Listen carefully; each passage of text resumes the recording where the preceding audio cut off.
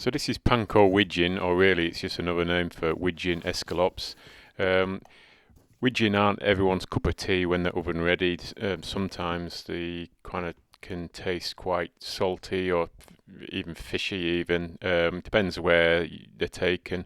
On estuary, Wigeon tend to be a wee bit more salty than the birds that are taken inland on freshwater marshes and rivers and lakes, etc.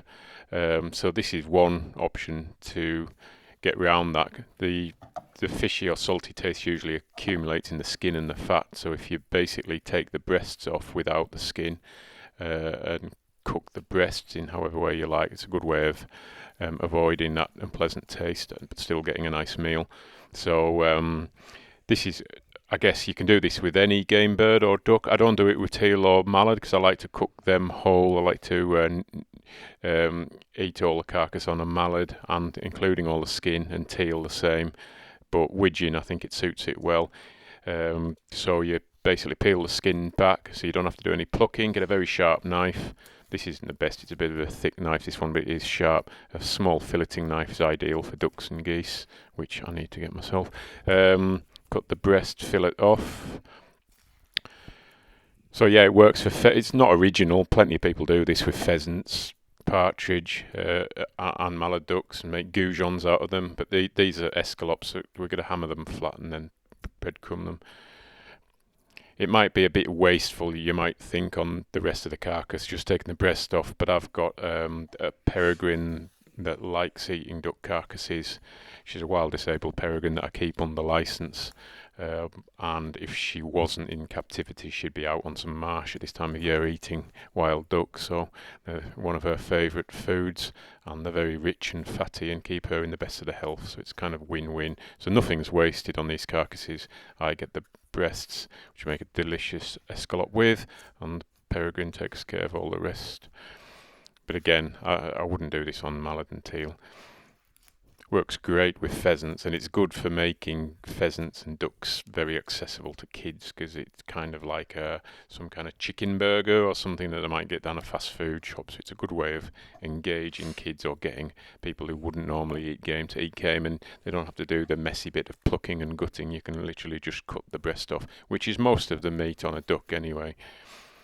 Also, another thing I do, I take the right wing off each duck, particularly widgeon and teal, and they'll go into, they'll be submitted to Basque as part of their Basque wing survey that helps them gather data, I think, on sex uh, and age of various forms of migratory wildfowl, as part of a Basque's data collection and sustainability initiatives. So they're four wings, all from the right hand side of wings, so you can't get them mixed up and you can't double submit a sample. So what they are, name, date and location, and they'll go in the freezer and submitted in the spring to Basque. So we've got our widgeon breasts with no skin on. Now we just need to flatten them out a bit. This just makes them easier and faster to cook, especially if you're frying them. And you can fry them quickly. If you hammer them flat, you can do them for 2 or 3 minutes on each side, just like a rare steak. And you can cook them quickly, but then the panko won't burn too much. So these are panko breadcrumbs, available in any supermarket nowadays.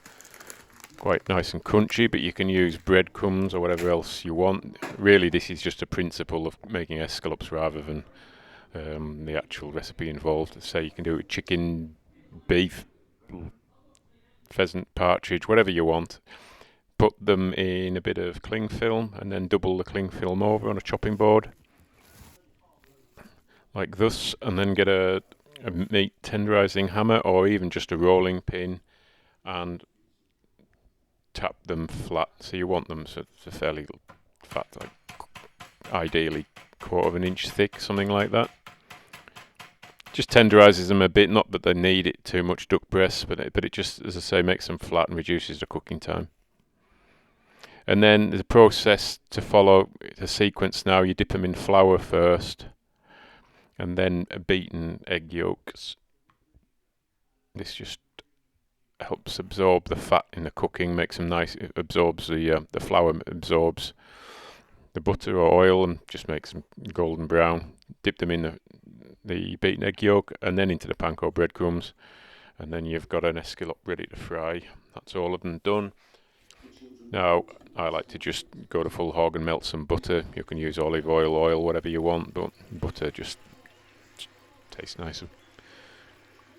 So you can either fry them completely all the way through in the frying pan, which would probably take 2 or 3 minutes each side. I just brown them all because there's quite a few to do. Give them a minute or two each side and then just stick in the oven for 10 minutes and that's it. Get them out. They don't look that nice, that colour, but it's not burnt and they taste absolutely nice. You can have them with any sauce you want. Hoisin sauce, garlic butter. I like a bit of mayonnaise for chili. That's it done. Hope you enjoyed it.